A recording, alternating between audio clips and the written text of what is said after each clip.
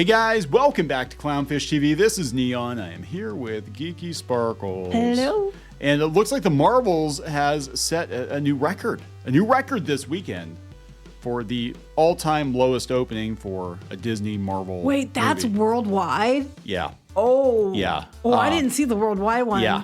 They're adjusting it down. Now they're saying between 45 and 52 for the weekend. Well, that's worse than The Flash because that is, Black Adam was like 67 million and The Flash was like 55 million opening weekend. So that would make it worse than The Flash. Yes, worse than Black Adam. Yeah. This is dire. And Let me guess. It's because Hollywood was on strike, guys, and the actors couldn't say anything. Hollywood was on strike. They had no competition this weekend either. Dune moved. And they were in IMAX. Can you imagine? And they were in China.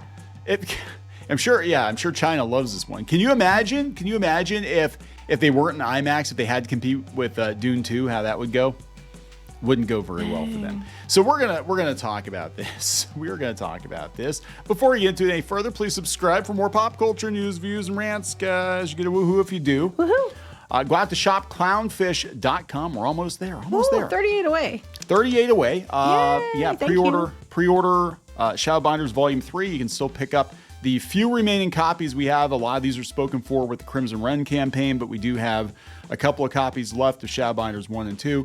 You can pick those up as well on Shop Clownfish. First new Shadowbinders content in 10 years. 10 years. Hardcover. And then we might be doing another one on Kickstarter because I know a lot of people that were, overseas couldn't do it on this one. Yeah, I'm not really sure what's going on with that. I gotta look into it a little bit more, but if we do it on Kickstarter, I think they should be fine then. Yeah, international backers will be fine. So let's look at this because the Marvels box office opening weekend breaks a 15-year MCU record, and it's not the one they wanted to break. It is going to open supposedly between 47 and 52 million, which is really low. Remember when people were like, yeah, it's only going to do like 45 million. Oh my God, that's like way too low for a Marvel. That's stupid. That'll never happen. 60 million for a Marvel movie? No, that'll never happen, guys. Now they're saying 47 to 52. And that makes sense because the previews were like a third less than The Flash. It was like 6.6 million. And that's usually the Marvel diehards go on preview night on Thursday.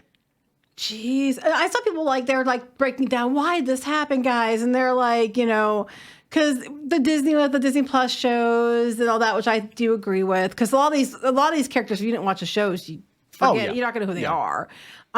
Then they were blaming it on people not wanting to leave their house to go to the theater, which I do think is true in some way because we're seeing it across the board. But then explain to me why, Five Nights at Freddy's beat it. Yeah, I know. And that's with released at home at the same time. It was released at home, and that was a $25 million movie. This is a $250, $300 million movie. So I love this first. This came from Deadline, right? This first paragraph. Remember the bright, shining light that was Captain Marvel when she showed up to shepherd Tony Stark to safety in Endgame? Well, judging by this weekend's projections for Carol Danvers' latest outing, that light has dimmed. They didn't go higher, further, faster? No, 5 years ago, this would have been like, oh my God, the bigots and the misogynists and the men. No, we've got a woman on Deadline saying that the Marvels is a dud. They said Disney Marvels, the Marvels. They're going to blame it on misogyny and racism? They will. Wait till Monday. Wait till the Mary Sue on Monday. They'll be all about it. The Marvels is headed for an estimated global opening. That's bad. Of 110 to 150 million. That's what you would expect in the U.S., not globally. That would be the lowest start ever for a Disney MCU title worldwide. Damn. As we know in our preview, the sequel was already expected to see low returns. They thought it was going to do 80 million international and 60 million. Now they're saying it's going to be 60 million. I remember the projections being that much for domestic. It was supposed to be 70 to 80 domestic. They even had some that were saying 90. It could go as high as 90, guys. Yeah. You meant total? Because it's Yeah, we're expecting number one starts in almost all offshore markets and social scores are decent, but there's a lack of urgency surrounding the film. As noted, domestic is looking at 47 to 52 million domestic for a Marvel movie. And they spent almost $300 million on this. Yeah, and a lot of that, how much of that was to try to fix it, to try to salvage it? Well, they're already spending a whole bunch of money trying to market this, to try to pull out of the tailspin. We're already starting to see with Wish, too, because it's also being projected at about $50 million. It's not projected very high. Yeah. They're trying to put Wish advertisements everywhere, like on the big, in Vegas, the dome. The Sphere. Yeah, the Sphere. The Sphere. They're trying to put it on, they're putting it on that now. They're spending all kinds of money desperately trying to make these things stick. And I don't think it's going to work. And then how much more money are you tacking on to the expense? So this movie, The Marvels, is going to have to do like what, 650, 700 million to break even. Yes. After theater cuts, after all the other stuff, and then that doesn't count the marketing. Yeah, good luck with that. Good luck with that. That is not going to happen. It is not going to happen. They said there's confusion and overexposure surrounding the title, which has elements of Ms. Marvel and WandaVision, but unlike the predecessor, it's not benefiting from being something fresh or having a link to Infinity War and Endgame. That's what they keep saying, though. I keep seeing this, all these articles from the journalists that are out there, actually not just trying to blame all the, toxic people for the failure.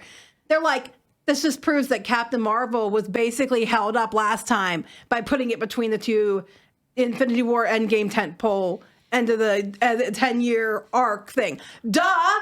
If only people have been saying that this entire time. Yeah, because people thought they had to see it. Normies thought they had to see it because, again, the last thing you saw in Infinity War, or one of the last things you saw, was Nick Fury paging her.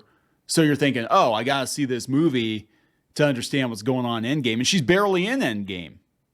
She really isn't in it very much. No, but I'm just saying they're admitting now that Captain Marvel probably did really well because it was sandwiched between the two, and people thought they had to go. And now that that's not the case, it has to stand on its own. It cannot. It took 3 women, and it still couldn't stand up. And that's saying something. And that's sad because there are a lot of really good movies that are female-led. And I'm not saying this one is a... No, we're talking about Dennis Dallas or something like that. No, I was like, wait, you can't stand up after having 3 women? Okay. Go ahead. Go ahead. I don't know. Do you want to talk about how you know? I don't know. You want to explain? Just saying, there's a joke in there somewhere. From my experience, no, it's hard to stand up after having 3. No, I'm kidding. Is there something you want to talk about? No, seriously. There are a lot of female-led movies out there that do amazing and are really big films. And they can stand on their own. So it's, they're like throw 3 women at it, and then they confuse people by, who is it about? What is it about? What went from Captain Marvel 2 to the Marvels? Who the hell are these people? And they're like, we don't know why it didn't do well. I know, right? So they said that, they were hoping for China. So get this, they're hoping China was going to save it. Yeah, we knew that wasn't going to happen. We had tempered hopes for China. That market now looks to be coming at under 15 million for the weekend. And that's despite the movie having been given early notice of its approved release. So they've got, the social... Well, these are the social media scores, movie scores, I guess, not the social credit scores. But critics are harsh on, was it Duban? 5.4, 10. Well, they're very super, upbeat here either, unless you go to the ones that are like, sanitized. But people are saying it's not the worst thing ever, but it's nowhere near like the best MCU movies.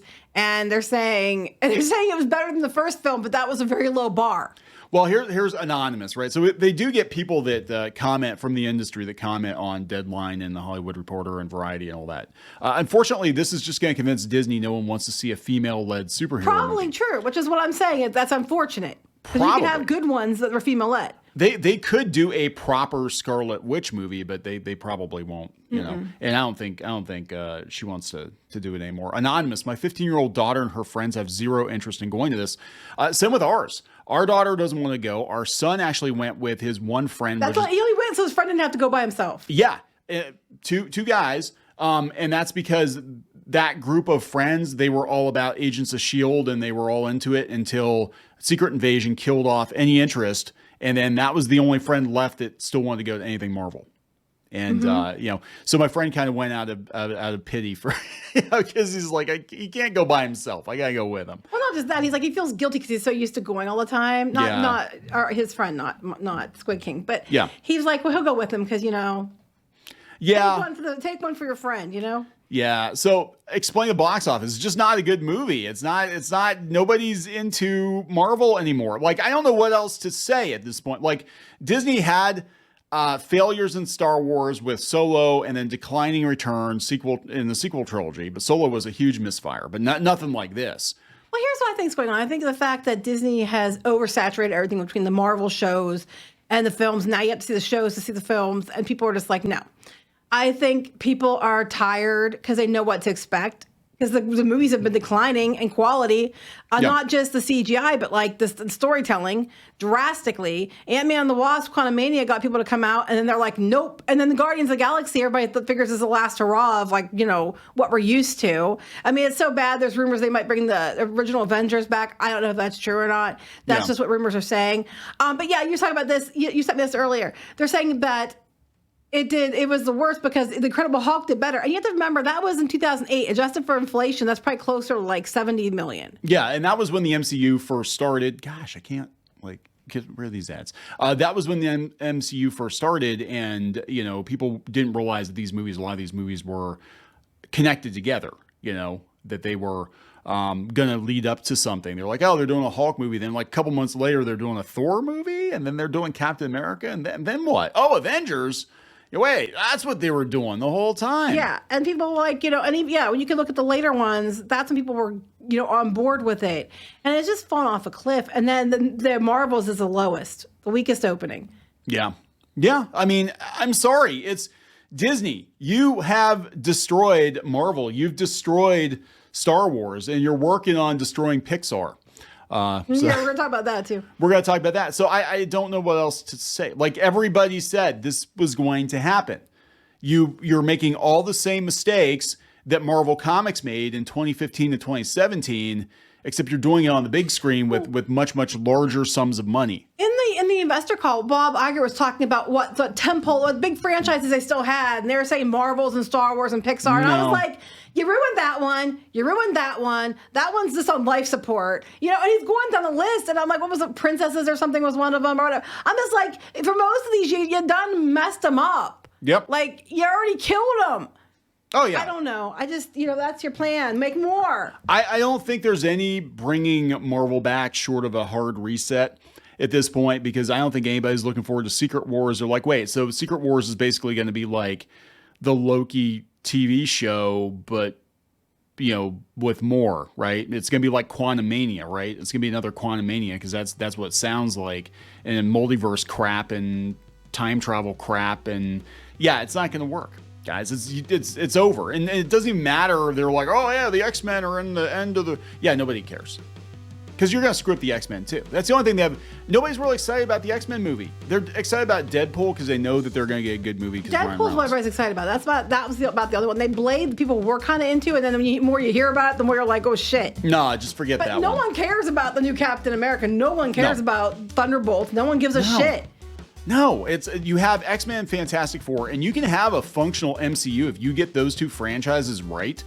Then you can kind of bounce back, but they're not going to get X-Men and Fantastic Four right. There's absolutely no way that the current Marvel regime will do justice to those characters, given how they've treated everybody else in the MCU lately. It's not going to happen. So good luck with all that. I don't know. Maybe they'll have a fire sale. Maybe they'll sell Marvel at some point to somebody who actually gives a shit. I don't know. They're not going to sell Marvel. But anyway, there it is, guys. Record-breaking. Captain Marvel 2. The Marvels. Breaking the wrong records. Going the wrong direction. We're going to wrap it up. Go higher, further, faster. She did not. They went the other way. Anyway. She went lower, further, floppier. No, it wasn't further. There's no further. They went lower, but they barely made it past the first couple layers of the crust. Anyway, it's crusty. It's crusty. It's a crusty movie. It's crusty. Are we done? Yeah, we're very done, and so's this franchise. So please subscribe for more pop culture news, views, and rants. We'll talk later. Bye.